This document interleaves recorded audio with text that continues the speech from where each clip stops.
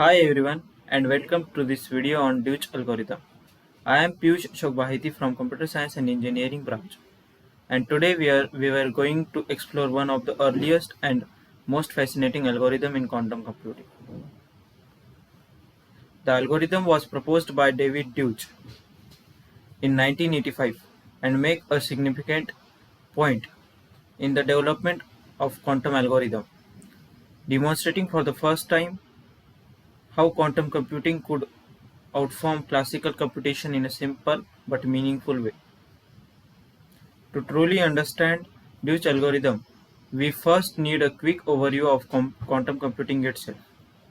Traditional computers operate using bits, which can be either 0 or 1. Quantum computers, however, use qubits. A qubit can exist in a superposition of both 0 and 1. At the same time, this is not just theoretical, but it's a fundamental property of quantum mechanics. When we combine qubits, the computational power increases exponentially. 2 qubits can represent 4 states at once. 3 qubits can represent 8, and so on. This unique property allows quantum computers to solve certain problems much faster than classical machines. So we move further. The problem constant versus balanced function. Now let's dive into the problem of the Deutsch algorithm. We are given a black box a Boolean function f of x, where x is a single bit either 0 or 1.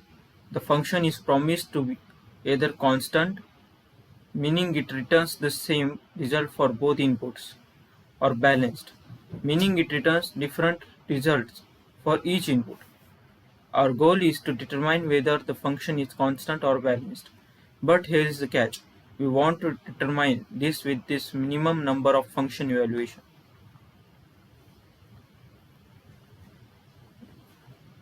A Boolean function f of x is one that takes a binary input 0 or 1 and returns either 0 or a 1. There are only 4 functions, that is 2 are constant, which are f of 0 equal to f of 1 equal to 0, or f of 0 equal to f of 1 equal to 1, and 2 are balanced, f of 0 equal to 0 and f of 1 equal to 1, and second is f of 0 equal to 1 and f of 1 equal to 0. So with just 2 input values, we were tasked with identifying the function behavior is constant or balanced. To reiterate, a constant function gives the same output regardless of input. Think of a vending machine that gives a soda no matter what button you press.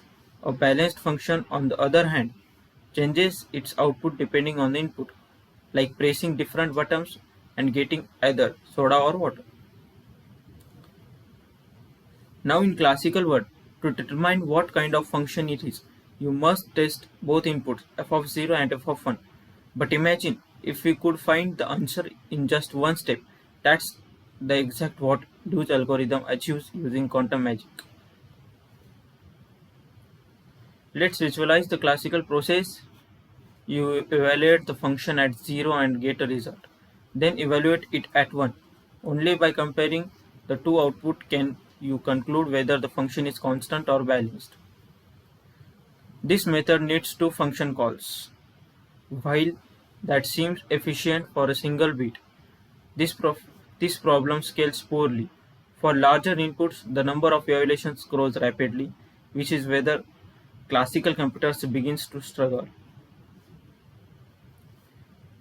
Now comes the breakthrough, Deutsch algorithm.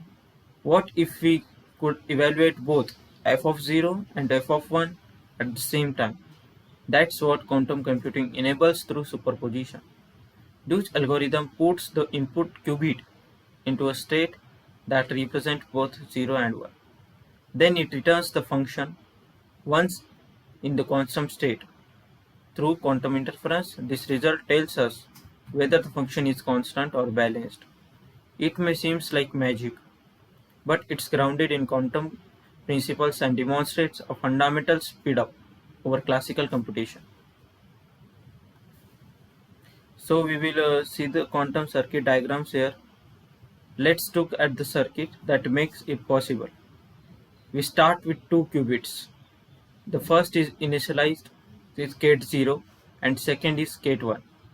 Then we apply a Hadamard gate to both qubits, putting them into superposition.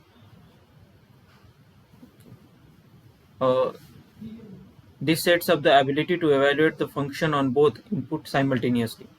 Next comes to quantum oracle, a black box gate that implements f of x, but instead of returning the output, the oracle performs a transformation that encodes the result as a phase on the input qubit.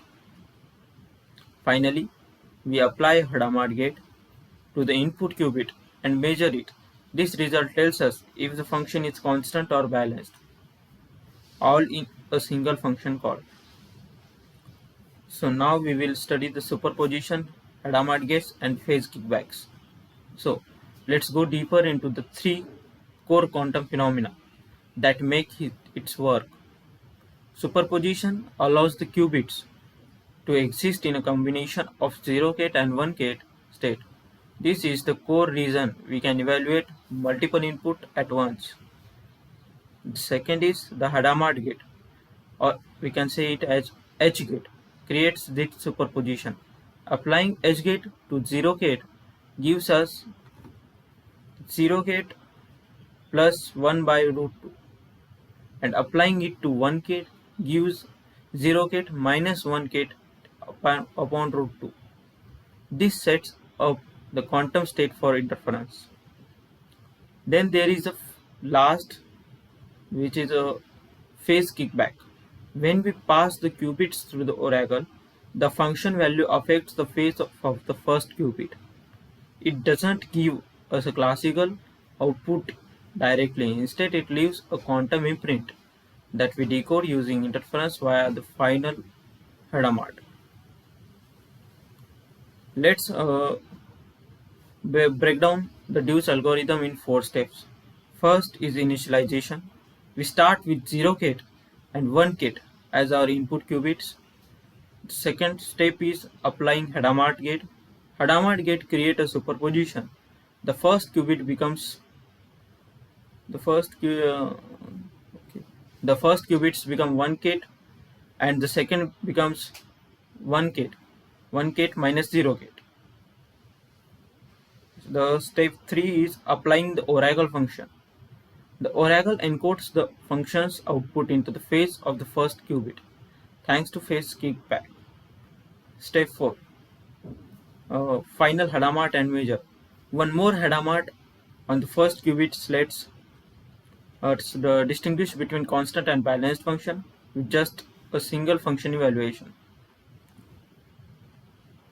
So by moving further, these are the worked out examples of constant function. Let's go through the simple example where f of x equal to 0 for all x, the constant function. We initialize the state, apply the Hadamards, pass through the oracle, and then another Hadamard to the input qubit. After this final transformation, when we measure the first qubit, we get 0 gate with 100% probability. This definitive result tells us the function is constant. If we're balanced, we would get 1 gate with 100% probability. The quantum circuit gives us a demonstrative result in a single oracle query. So by moving further, we are going to learn then classical and quantum comparisons. The classical algorithm requires two evaluations to determine if f is constant or balanced. The quantum version does it with one quantum oracle call. That's a 2x speed up.